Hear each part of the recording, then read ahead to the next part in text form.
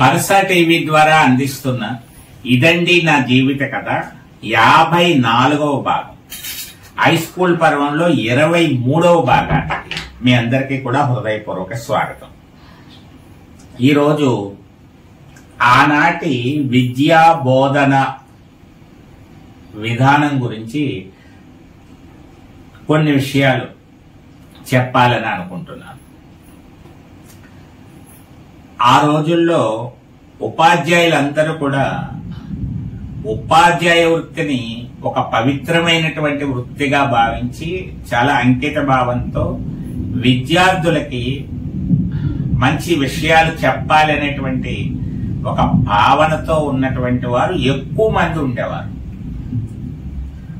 అందువల్ల చాలా బోధన మీద శ్రద్ధ చూపించి విద్యార్థులకి అర్థమయ్యేటట్టుగా చెప్పేవారు. మరి మా అదృష్టం కొద్దీ వేగేశ్వరపురం KSRPH స్కూల్లో మంచి మంచి ఉపాధ్యాయులే వచ్చారు. అందరూ చక్కగా చెప్పడం జరిగింది. మీకు ఇంతకు ముందు భాగాల్లో వివరించడం కూడా జరిగింది. అయినా ప్రత్యేకంగా మరొకసారి ముఖ్యంగా మా హెడ్ మాస్టర్ దక్షిణామూర్తి గారు పాఠం చెప్పేటువంటి విధానం, ఒక పేరా తీసుకుంటే ఆ పేరాని చెప్పడానికి చాలా టైం పట్టేది ఆయనకి. కానీ ఆ పేరాలో ఎన్ని రకాలైనటువంటి సందేహాలు వస్తాయో, ఎన్ని రకాల గ్రామర్ పాయింట్స్ ఉంటాయో, అందులోంచి ఎన్ని ప్రశ్నలు తయారు చేయవచ్చో అన్ని విపులంగా చెప్పేసేవారు. అక్కడికక్కడ 2-3 రకాలుగా ప్రశ్నలు ఎలా వేయాలి అనేటువంటిది సొంతంగా ఒక 10-15 ప్రశ్నలు తయారు చేసే విధంగా కూడా ఒక హోంవర్క్ లాంటిది ఇచ్చేవారు. అంతేకాకుండా మధ్య మధ్యలో కొంచెం సరదాగా చెప్తూ చాలా బాగా చెప్పేవారు. 10వ తరగతిలో అయితే ఫస్ట్ పాఠం లిటిల్ బాయ్ లాస్ట్, చాలా 20 రోజులు పైన పట్టేసింది ఆ పాఠం చెప్పడానికి. కానీ ఇప్పటికీ అందుకే గుర్తుండిపోయింది. Ransom of the red chief అని ఒక లెసన్ ఉండేది, ది లాస్ట్ సిటీ అని ఇంకొక పాఠం ఉండేది. ఈ విధంగా అవన్నీ కూడా నాకు ఆ లెసన్స్ అన్నీ కూడా గుర్తున్నాయి. ఆయన చెప్పినటువంటి విధానం కూడా గుర్తుంది. ఇప్పుడు మీకు చెప్తున్నప్పుడు కూడా ఆ క్లాసులో ఆయన చెప్పినటువంటి ఆ దృశ్యాలన్నీ కళ్ళ ముందు మెదులుతున్నాయి. అందుకే బోధనలో ఒక విలక్షణమైనటువంటి విధానాన్ని, విద్యార్థులకు మనసుకి హత్తుకునేలా ఉండేటువంటి ఒక ప్రక్రియని ఆయన నుంచి ఒక విధంగా గ్రహించడం జరిగింది. అర్థం చేసుకోవడమే కాదు, చెప్పితే ఎలా చెప్పాలి అనేటువంటి ఒక భావన మనసులో అప్పుడే బలంగా నాటుకుంది. అందుకే ఆయనంతే ఎంతో ఒక విశేషమైనటువంటి అభిమానం, ఆయన ఒక స్ఫూర్తి ప్రదాతగా కూడా ఒక గౌరవమైనటువంటి గురుస్థానంలో నిలిచారు అని చెప్పవచ్చు. సరదాగా జోక్స్ ఉంటాయి, మంచి విషయ పరిజ్ఞానం ఉంటుంది, ఒక రకమైనటువంటి మోటివేషన్ అనేటువంటిది కూడా ఉంటుంది, మనం చెయ్యాలి అనిపించేటట్టుగా ఉంటుంది. ఆయన అన్ని ఒక హెడ్ మాస్టర్ గా అంతా చూసుకుంటూ మరలా పిల్లలు రాసినటువంటి వర్క్స్ ఇవన్నీ చూడాలంటే కష్టం అవుతుంది. కానీ చూడకపోతే ఏమవుతుంది, చూడరు కదా అనే భావంతో విద్యార్థులు రాయడం మానేయచ్చు. అవన్నీ చూస్తూ కూర్చుంటే చెప్పవలసినటువంటి సమయం తగ్గిపోతుంది. కాబట్టి ఆయన ఏం చేసేవారంటే చెప్పడానికి ఎక్కువ ప్రాధాన్యత ఇచ్చి విద్యార్థులకు నాలెడ్జ్ అందించాలి కాబట్టి బోధనకు ప్రాధాన్యత ఇచ్చి మిగతా వాటిని కూడా విద్యార్థులు ఆచరించేటట్టుగా చేయడానికి ఏం చేసేవారంటే ఒక 7-8 మంది స్టూడెంట్స్ కి ఒక బెంచీ అనుకోండి, ఏ బెంచీకి 6 ఉండేవారు అనుకోండి, 6కి ఒక లీడర్. ఆ లీడర్ ఏం చేయాలంటే మిగతా 5 యొక్క పుస్తకాలు చెక్ చేయాలి, ఇచ్చిన వర్క్ చేశారా లేదా అనేటువంటి తప్పనిసరిగా చేసి ఆ లీడర్ సంతకం పెట్టాలి, డేట్ వేయాలి. లీడర్లందరివి కలిపి ఒక 8 బెంచీలు ఉన్నాయనుకోండి, 8 మంది లీడర్స్ అయ్యారు కదా, 8 మంది లీడర్స్ మీద మళ్ళీ ఒక లీడర్ ఉంటాడు. ఈ 8 మందిది ఆ లీడర్ చూస్తాడు, ఆ లీడర్ది ఆయన చూస్తారు. మళ్ళీ ఈ లీడర్లు మారిపోతూ ఉంటారు, వారానికి ఒకసారి, అస్తమాటు ఒకడే కాదు, మళ్ళీ ఒక వారం ఒకళ్ళు, ఒక వారం ఒకళ్ళు. అందువల్ల అందరూ కూడా తప్పనిసరిగా హోంవర్క్ చేసేలా ఉండేది. ఆయన పాఠం చెప్పడానికి తగినటువంటి సమయాన్ని తీసుకునేటువంటి వారు, వీళ్ళకి ప్రాక్టీస్ ఉండేది. చాలా చక్కగా అది ఆ విధానం చాలా జరిగేది. అది బాగా పాటించి నేను భవిష్యత్ కాలంలో, తర్వాత కాలంలో ఉపాధ్యాయ వృత్తిలో ప్రవేశించినప్పుడు ఆయన విధానాలు చాలా వరకు అనుసరించడం జరిగింది. అవన్నీ కూడా మంచి ఫలితాన్ని కూడా ఇచ్చాయి కూడా. ఆ విధంగా ఒక దక్షిణామూర్తి గారు విధానం చాలా ప్రభావితం చేసినట్టుగానే ఒక్కొక్కరిలో ఒక్కొక్క రకమైనటువంటి శైలి ఉంటుంది. అన్ని విధానాలు పట్టుకోవడం జరిగింది. అంటే సంస్కృతం మాస్టర్ ఒకలా ఉండేది, తెలుగు మాస్టర్ మంచి పద్యం బ్రహ్మాండంగా పాడడం చెప్పడం అనేటువంటిది ఉండేది. అలాగే విజయ కుమారి మేడం ఎన్ఎస్ ఆవిడ చక్కగా నోట్స్ అది ఇచ్చేస్తూ ఎప్పటికప్పుడు పరీక్షలు పెట్టేసి ఎంకరేజ్ చేస్తూ ఆ విధానం ఒకటి ఉంటుంది. అందువల్ల ఇవన్నీ నేను మళ్ళీ వీక్లీ టెస్ట్లు అవి పెట్టడానికి, బాగా రాసిన వాళ్ళకి ప్రైజెస్ ఇవ్వడానికి, ఇలాంటివన్నిటికీ చేయడానికి వీళ్ళందరూ కూడా ఒక పునాదిగా ఉపయోగపడ్డారు.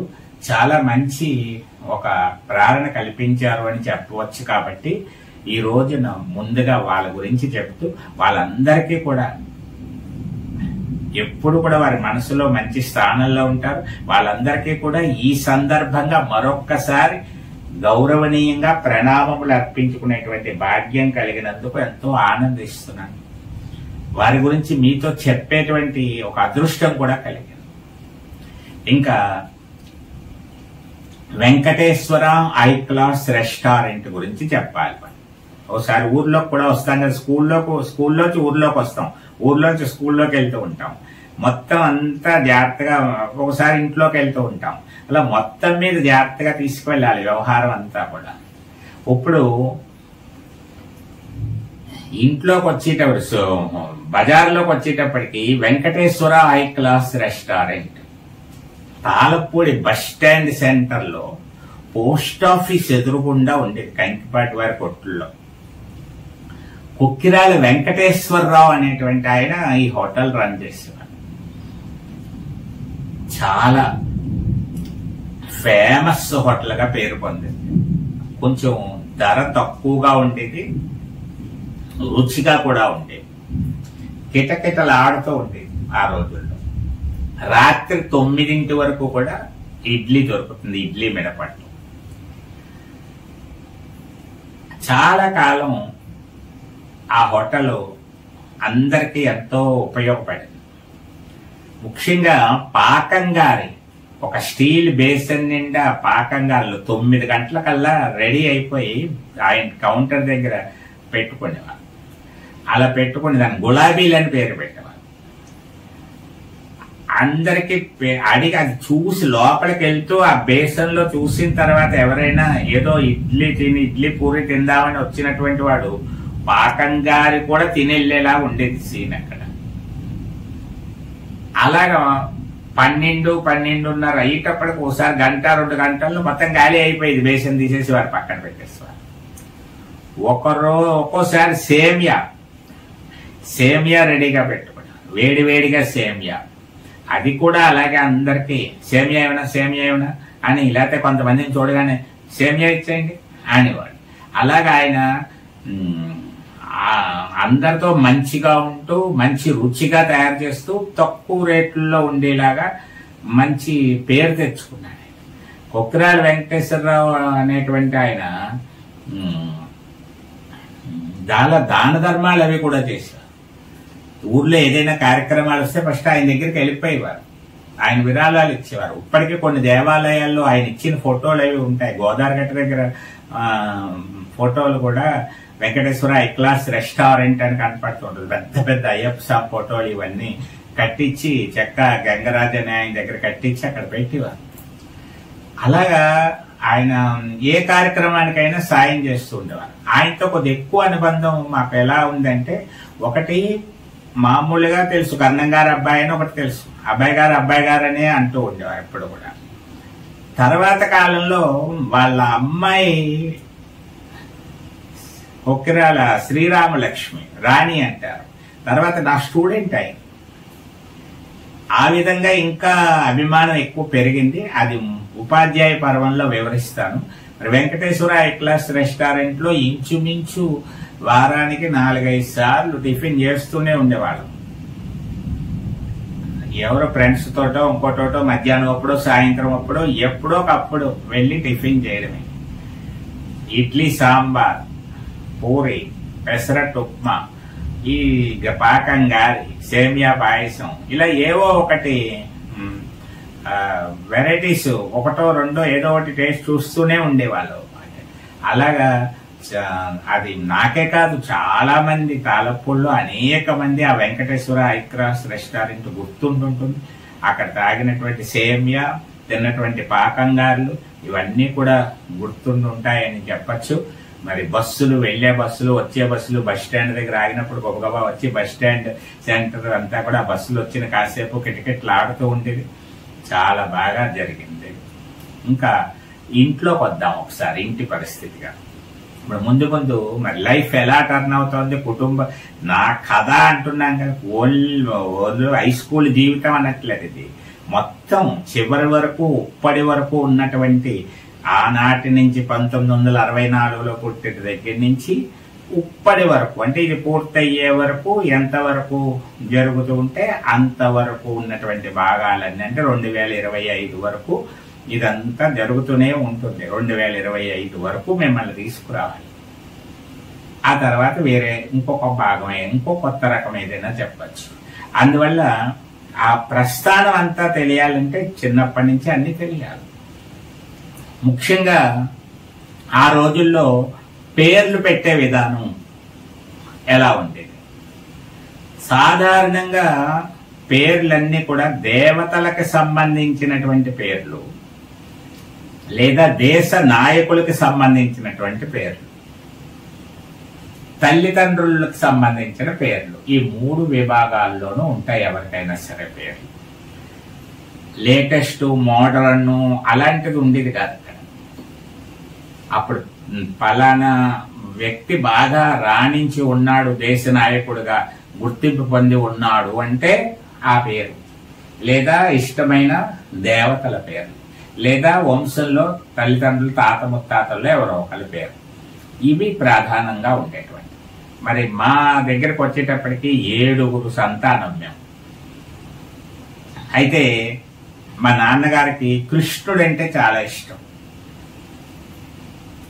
ఎక్కువ ఎందుకో కృష్ణుడు అంటే ఆయనకి చాలా ఇష్టం. మా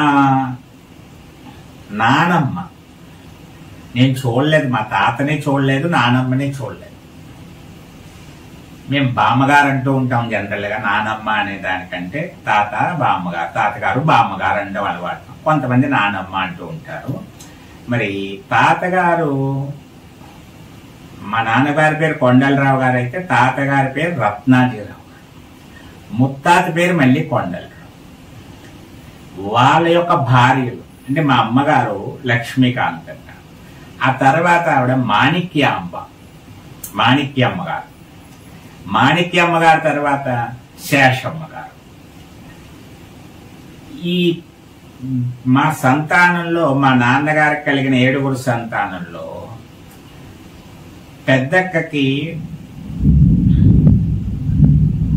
ఆయన యొక్క నానమ్మ పేరు మాణిక్యాంబ గారని చెప్పాం కదా. అందువల్ల మాణిక్య కృష్ణ కుమారి అని పేరు. కృష్ణుడంటే ఇష్టం, మాణిక్య కృష్ణ కుమారి అని పేరు పెట్టారు. ఇంకొక అన్నయ్యకి, పెద్ద అన్నయ్యకి రత్నాజీరావు అనేటువంటిది తండ్రి పేరు పెట్టుకున్నారు. రత్నాజీరావు అనేటువంటి, అంటే మా తాతగారి పేరు పెట్టుకున్నారు. ఆ విధంగా పెద్దల పట్ల ఉండేటువంటి ఒక బాధ్యతని నిర్వర్తించడం జరిగింది. మరి ముత్తాత గారి భార్య ఉంది, అంటే మా నాన్నగారికి తాతగారి భార్య, అంటే నానమ్మ. ఆవిడ శేషమ్మ గారు. అందువల్ల రెండో అక్కకి శేషారత్నం అనేటువంటిది, లోవతల్లి అనేటువంటి ఆవిడ కాస్త ఇలవేల్పుగా అందరికీ లోవ అనే పేరు కలుగుతారు. లోవ శేషారత్నం అనేటువంటిది ఒకటి పేరు. ఈ విధంగా అక్కడికి పెద్దవారి పట్ల ఉండేటువంటి అభిమానము అనవచ్చు, బాధ్యత అనొచ్చు, ఆ విధంగా నిర్వర్తించారు. ఆ తర్వాత ఇంకా మిగతా సంతానానికి దేవతల మీదకి వచ్చారు. వచ్చినప్పుడు రామచంద్రమూర్తి, శ్రీరాముడు అందరికీ ఆదర్శ పురుషుడు. అందువల్ల ఇంకొక అన్నయ్యకి, రెండో అన్నయ్యకి శ్రీరామచంద్రమూర్తి అని నేరుగా రాముల వారి పేరు పెట్టేశారు. వరుస శ్రీరామచంద్రమూర్తి. ఆ రోజుల్లో ఇన్ని పేర్లు పెట్టాక మళ్ళీ ఏదో ముద్దు పేరు ఉంటూ ఉంటుంది. రాంబాబు రాంబాబు అంటారు. రామచంద్రమూర్తిని అందరినీ రాంబాబులు అని పిలుస్తారు. ఆ విధంగా అలా తర్వాత ఇంకొక అన్నయ్య వచ్చేటప్పటికి కలియుగ ప్రత్యక్ష దైవం వెంకటేశ్వర స్వామి కాబట్టి అప్పుడంతా శనివార నియమాలు అన్ని పాటిస్తూ ఉండేవారు కాబట్టి ఆ తర్వాత నాకు వెంకట్రావు అనేటువంటి పేరు. ఆ తర్వాత ఇంకొక అన్నయ్య, ఆ అన్నయ్యకి మంచి తేజస్సుతో మంచి ప్రభావవంతంగా ఉండాలి అనేటువంటి ఒక భావనతోటి సూర్య భగవానుడి పేరుగా ప్రభాకర్ రావు అనేటువంటి పేరు పెట్టారు. ఇంకా నా దగ్గరకు వచ్చేటప్పటికి ఆఖరి అబ్బాయిని మరలా కృష్ణుడు, ఆయనకి ఇష్టమైనటువంటి కృష్ణుడు గుర్తొచ్చాడు. అంతేకాకుండా ఆ సమయంలో దేశ నాయకుల్లో డాక్టర్ సర్వేపల్లి రాధాకృష్ణన్ అనేటువంటి ఆయన రాష్ట్రపతిగా పనిచేస్తూ మంచి పేరు ప్రతిష్టలు పొంది మంచి గొప్ప ప్రజలందరిలో మంచి గొప్ప గుర్తింపు పొంది ఉన్నటువంటి తరుణం. ఆయన పేరు రాధాకృష్ణన్ కాబట్టి ఆ పేరు, కృష్ణుడంటే ఆయనకి ఇష్టం కాబట్టి ఆ పేరు. మరొక ముఖ్యమైనటువంటిది ఏంటంటే మా నాన్నగారి బావగారు, అంటే మా మేనత్త గారి భర్త కోరుకొండలో ఉండేవారు, గోనగూడెం అనేటువంటి ఊరు పక్కనే. ఆయన పేరు రాధాకృష్ణమూర్తి. పొన్నమరాజు ఇంటి పేరు పొన్నమరాజు రాధాకృష్ణమూర్తి. ఆయన అప్పట్లో సర్పంచ్గా అది చేయడం, గ్రామ పెద్దగా ఉండడం, ఈ కుటుంబ సభ్యుల్లో, కుటుంబాల్లో, బంధువుల్లో అందరిలో కూడా ఏదైనా చిన్న చిన్న సమస్యలు వచ్చినా సరే అన్ని పరిష్కరిస్తూ ఉండడం, అందరికీ ఒక పెద్ద దిక్కుగా ఉండడం. ఇందులో పెద్ద మామ అని పిలిచేవాళ్ళం. ఎందుకంటే మా ఉన్నటువంటి వాళ్ళల్లో 5 బ్రదర్స్ వాళ్ళు మామయ్యలు. అందువల్ల ఈయన పెద్ద ఆయన కాబట్టి పెద్ద మామ అనేటువంటి పేరు వచ్చింది. పెద్ద మామ అంటూ ఉండేవాళ్ళు. ఆయన మంచి రాజకీయ నాయకుడుగా ఉండేవారు, కాంగ్రెస్ నాయకుడు. అప్పుడు చాలా ఖద్దరు బట్టలు అవి వేసుకుని, ఖద్దరు పంచి చొక్కా కట్టుకుని చక్కగా ఒక హుందాతనంగా చాలా గౌరవంగా పేరు ప్రతిష్టలు పొందినటువంటి వ్యక్తి ఆయన. ఆయన పేరు కూడా రాధాకృష్ణమూర్తి గారు. ఆయనలాగా గొప్ప స్థానంలోకి వెళ్ళాలని, ఇటు కృష్ణుడు యొక్క పేరు కలుస్తోందని ఆలోచన చేసి రాధాకృష్ణ అనేటువంటి పేరుని నాకు కేటాయించారు.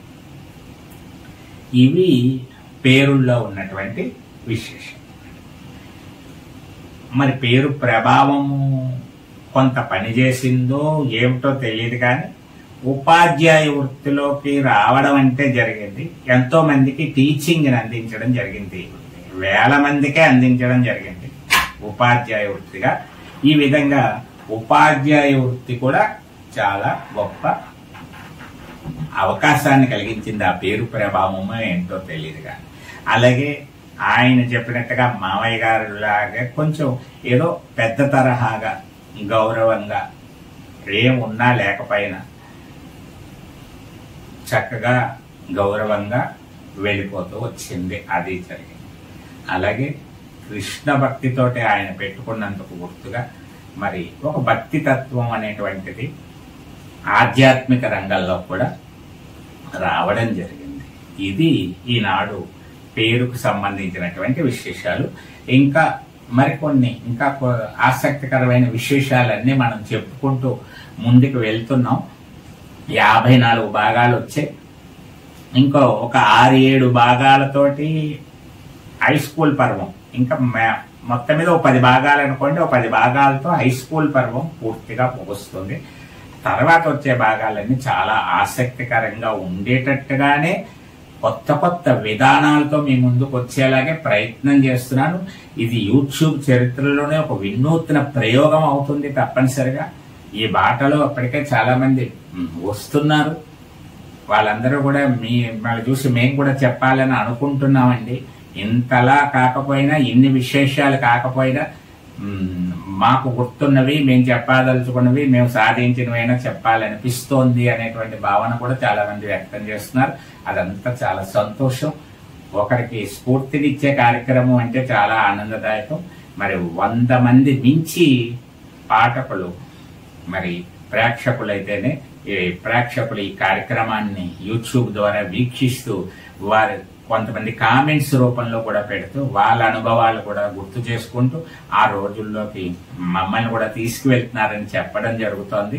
మరి అవన్నీ గుర్తు పెట్టుకుంటూ మరింత బాధ్యతాయుతంగా ఇంకా ఎంత బాగా చేయొచ్చు అనేటువంటి విధంగా నాకున్న వనరులను బట్టి, నాకున్న పరిస్థితులను బట్టి, అవకాశాలను బట్టి మంచిగా అందించే ప్రయత్నం చేస్తున్నాను. చూస్తూ ఉండండి, చూడమని చెప్పండి, ప్రోత్సహించండి, లైక్ చేయండి, సబ్స్క్రైబ్ చేయండి, వరుస టీవీని ఆదరించండి.